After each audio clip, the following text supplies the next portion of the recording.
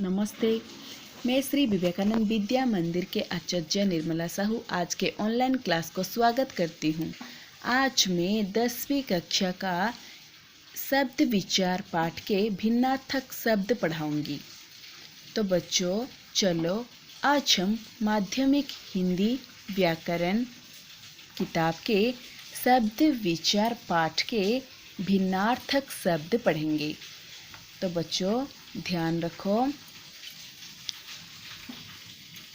प्रायः एक शब्द को थोड़े भिन्न हिज्जे में लिखने से उनमें अर्थ का अंतर हो जाता है। तो बच्चों देखो, शब्द है अगम। अगम का अर्थ है दुर्गम।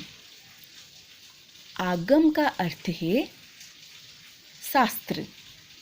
तो बच्चों ध्यान रखो, अगम का अर्थ है दुर्गम, आगम का अर्थ है शस्त्र। तो एबे देखो अचल।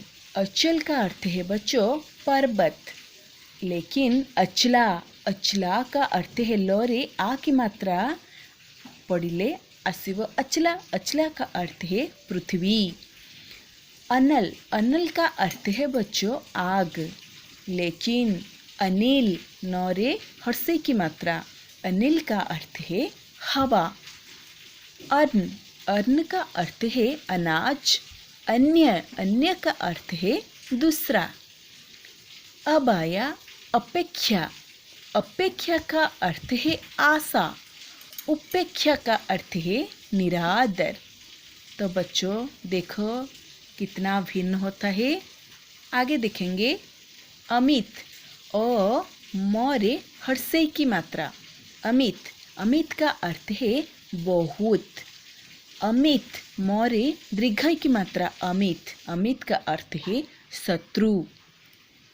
अब देखो अली लरे हर्षे की मात्रा। अली अली का अर्थ है भोरा।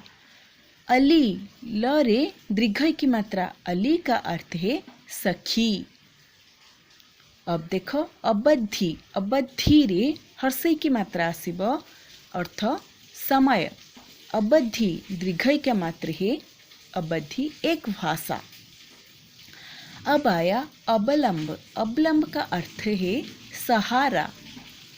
अविलंब बोरे हर्षे की मात्रा। अविलंब का अर्थ है शीघ्र।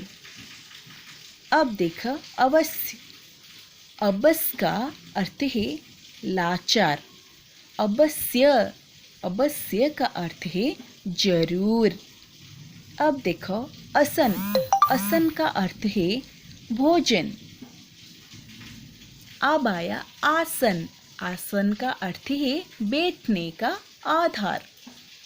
अब आया आकार। आकर का अर्थ है आकर। आकर का अर्थ है भंडार। आकार कोरे आ की मात्रा। आकार का अर्थ है रूप।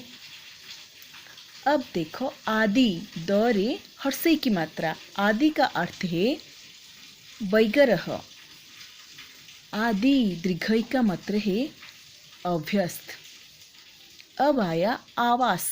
आवास का अर्थ है रहने का स्थान, वासस्थली।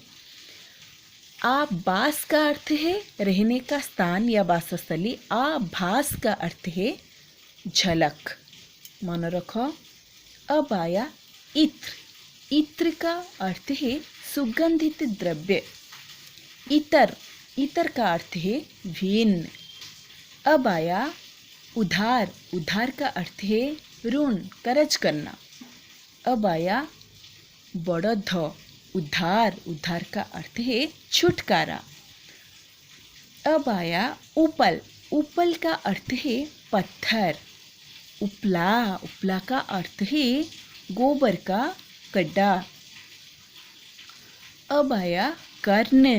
कर्ण कर्ण का अर्थ है कान। करण का अर्थ है साधन यानी एक कारक। कली कली हर्षैली। कली का अर्थ है कलियुग। कली लरे दीर्घ की मात्रा। कली का अर्थ है अर्ध खिला फूल। अब आया कांति। कांति का अर्थ है चमक, क्रांति, क्रांति का अर्थ है विद्रोह।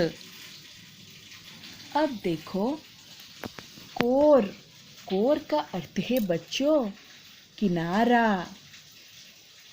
अब आया कोरे ओ की मात्रा कौर, कौर का अर्थ है ग्रास।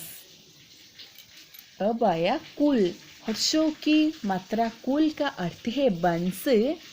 कोरे दीर्घों की मात्रा कुल का अर्थ है किनारा। अब आया कृति, कृति का अर्थ है रचना।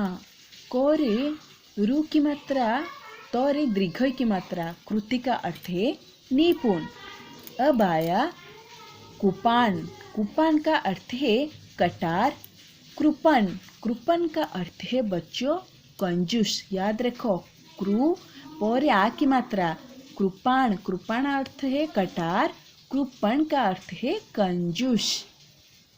अब देखो कृष्ण, कृष्ण का अर्थ है श्री कृष्ण का नाम कृष्णा, कृष्णा का अर्थ है द्रौपदी। अब देखो कोश, कोश का अर्थ है शब्दकोश यानी डिक्शनरी। अब देखो कोश, कोश का अर्थ है खजाना।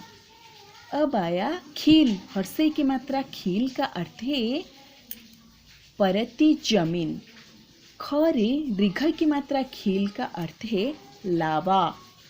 अब आया चिता, चिता हर्षे की मात्रा रे आसिला सब जलाने की चिता। चौरे दीर्घ की मात्रा चिता का अर्थ है एक जंगली जानवर यानी बाघ। अब आया चीर, चीर हर्षे की मात्रा है सदा, चीर दीर्घ की मात्रा है कपड़ा। अब आया चूना, चूना का हर्षों की मात्रा आया चुना हुआ या बच्छा हुआ। चूना दीर्घों की मात्रा रे आसिबो सीप से प्रयुक्त क्षार। चैन, चैन का अर्थ है जंजीर। चौरे ओई की मात्रा चैन का अर्थ है आराम। अब बच्चों अब आया जगत, जगत का अर्थ है संसार, जगत का अर्थ है कुएं का चबूतरा। बस बच्चों आज हम इतने में रखेंगे। तुम इस वीडियो को देखो और भिन्नार्थक शब्द को याद रखो। कहती हूँ बाय।